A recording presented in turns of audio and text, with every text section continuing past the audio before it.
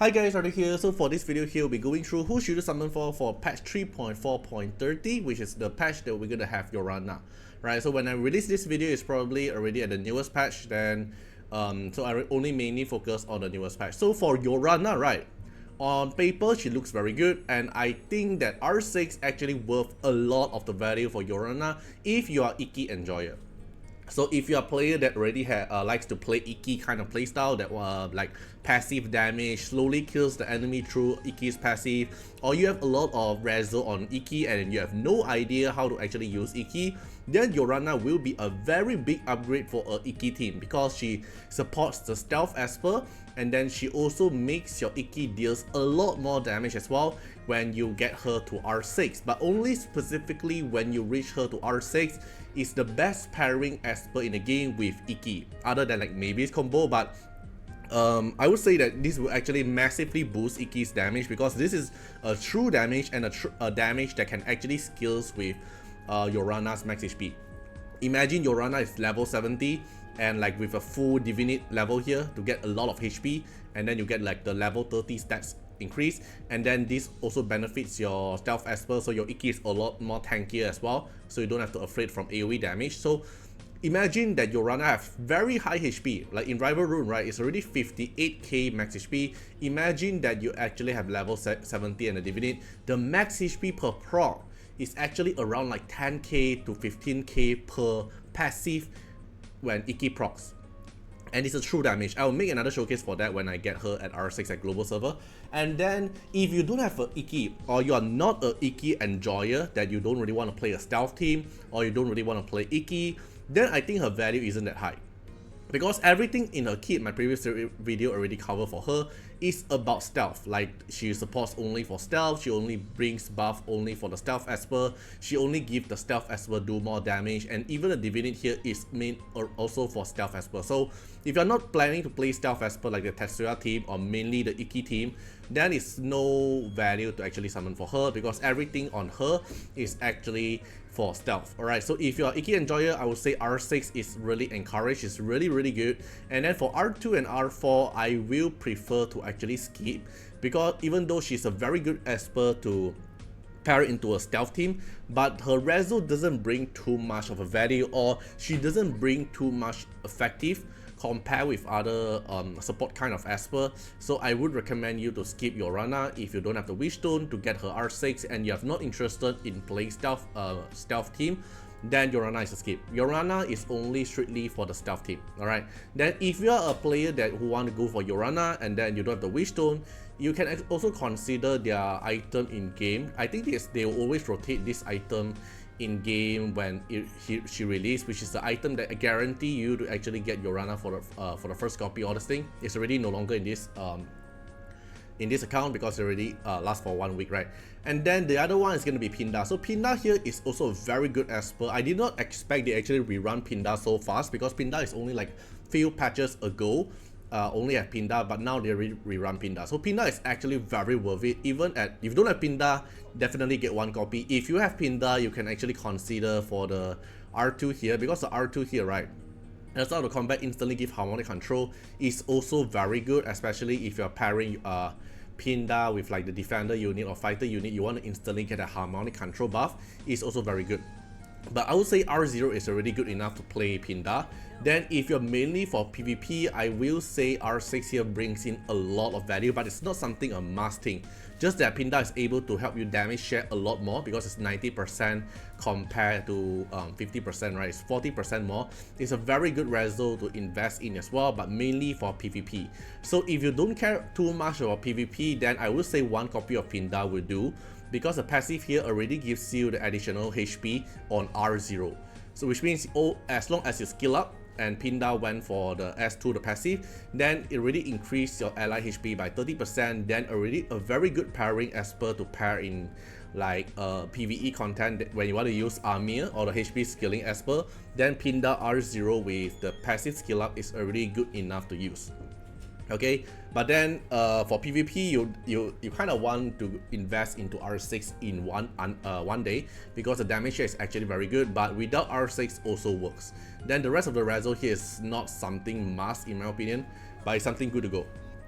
Okay, then the next one for the same week is gonna be Sakura. Sakura, we already know she brings in a lot into the kit.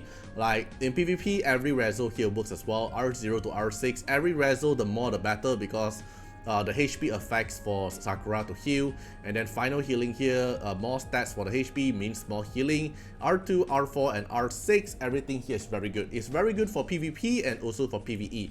So if you are a player that using Sakura for PvE content, you might actually want to consider to get her reso, because R4 here gives you ally damage is good, R6 here gives you additional stats is also good, R2 here gives you 1 extra Vigor Guard. This is mainly for PvP.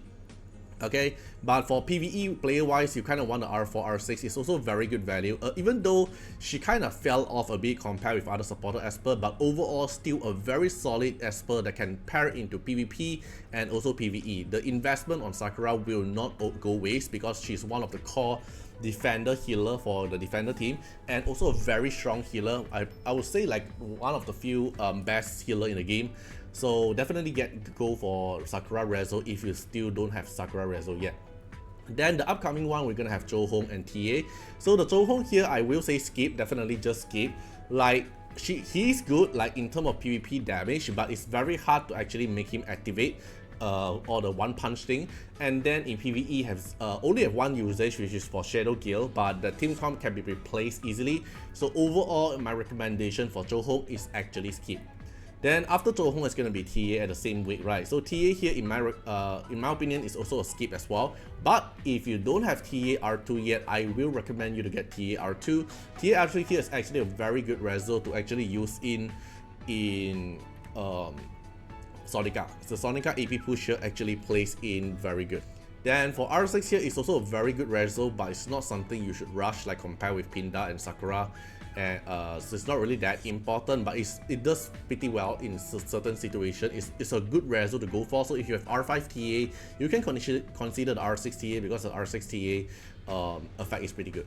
Okay, then for the last week here, we're gonna have Yohime and also Nora. So Yohime here value actually went up, because Yohime PvE potential went a lot more higher as well, especially in Shadow Gale when you want to do the kind of infinity loop setup. Yohime is kind of like the must, because the R6 here, you're able to keep swapping with the highest attacker as per turn, so you can keep on doing damage and additional free turn as well. So this R6 here is very good value in PvE, especially if you want to push in Shadow Gale and also some Falsetto Fantasy content as well. But in PvP, it's not something too effective. In PvP wise, the R6 doesn't matter, right? Then for the R4 here and also the R2 here is just something extra to do additional DPS. So in my opinion, if you are someone who want to push for your Shadow Guild score currently and you have the setup for the Infinity turn comp, then you want to go for R6 Yohime, or else I would say just slowly gather for the reso will do, like when you do regular Gold Shimmer Record.